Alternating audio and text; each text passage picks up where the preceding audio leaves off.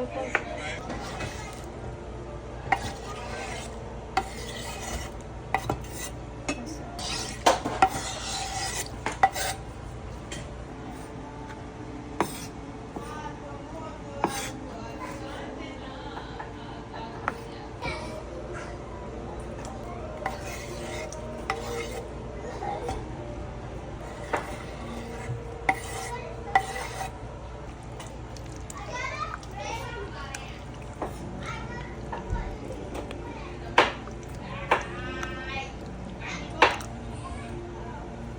অল্প অল্প